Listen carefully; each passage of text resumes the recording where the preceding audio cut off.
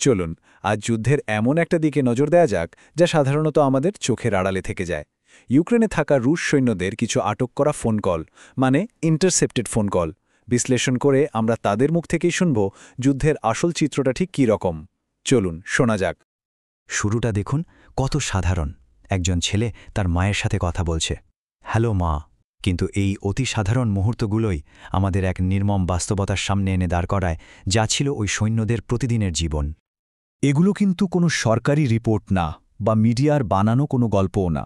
এগুলো একদম সরাসরি ফিল্টার না করা কথাবার্তা। সৈন্যরা কথা বলছে তাদের স্ত্রী, মা, বন্ধুদের সাথে। আর এই কথাগুলো আমাদের যুদ্ধের এমন এক ব্যক্তিগত আর মানবিক ছবি দেখায় যা কোনো খবরের প্রতিবেদনে পাওয়া সম্ভব না। তো প্রথম যে বিষয়টা একদম পরিষ্কার হয়ে ওঠে তা হল সৈন্যদের যা বলে পাঠানো হয়েছিল তার সাথে তারা যা দেখছিল তার মধ্যে আকাশ পাতাল তফাত।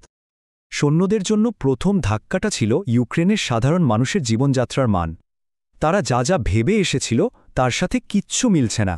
যেমন এক সৈন্য তার মাকে ফোনে বলছে যে ইউক্রেনের লোকেরা তাদের থেকেও ভালো জীবন কাটায়, এখানকার খাবার দাবার, এমনকি একটা সাধারণ আইসক্রিমও নাকি অসাধারণ খেতে। এই উপলব্ধিটা আরও গভীর হয় যখন আরেকজন সৈন্য একটা সাধারণ ইউক্রেনীয় বাড়িতে ঢোকার পর তার অভিজ্ঞতা বলছে। সে তখন বুঝতে পারছে কেন সাধারণ মানুষগুলো নিজেদের বাড়ি, নিজেদের জীবন বাঁচানোর জন্য এতটা মরিয়া হয়ে লড়ছে। এই স্লাইডটা দেখলেই বিষয়টা পরিষ্কার হয়ে যাবে। একদিকে তাদের যা শেখানো হয়েছিল আর অন্যদিকে তারা যা দেখছিল পুরোই উল্টো।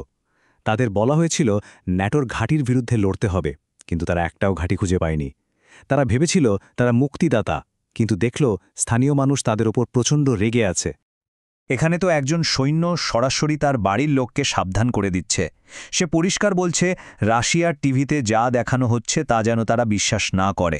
মানে যুদ্ধের মূল কারণগুলো যে আসলে মিথ্যে, এই বোধটা তাদের মধ্যে আস্তে আস্তে খুব জোরালো হচ্ছিল।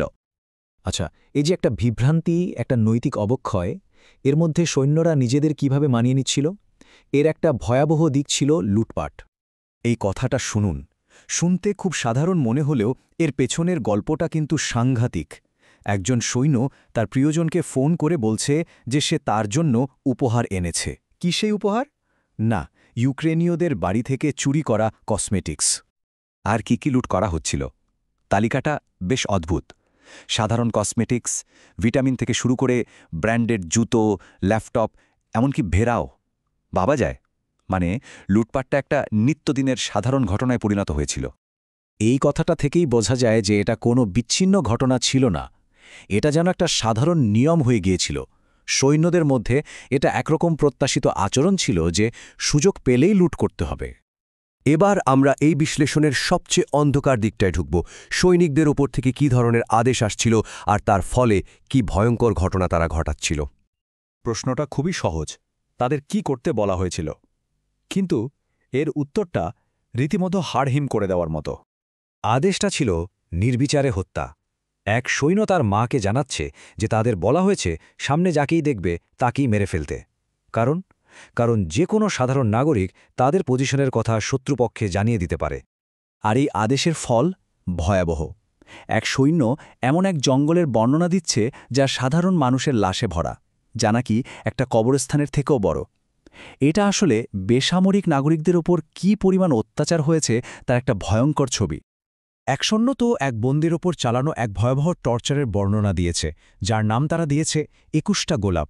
এই ধরনের চরম নিষ্ঠুরতা যুদ্ধের অমানবিক মুখটাকে একেবারে সামনে নিয়ে আসে। আর এই সব কিছুর ফলে তাদের মনের ভেতরে কি চলছিল, এই কথাটা শুনলে শায়দ কিছুটা বোঝা যাবে। এক সৈন্য নিজেই স্বীকার করছে যে সে আর আগের মতো নেই। হত্যা করতে তার ভালো লাগছে।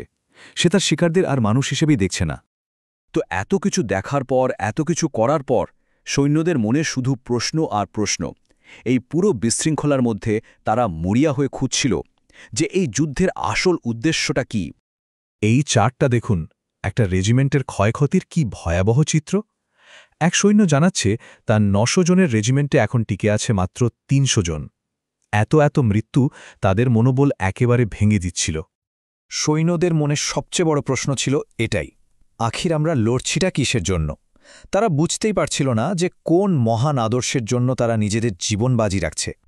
একটা সময় পর তাদের নিজেদের নেতৃত্বের ওপর থেকেই বিশ্বাসটা পুরোপুরি চলে গিয়েছিল।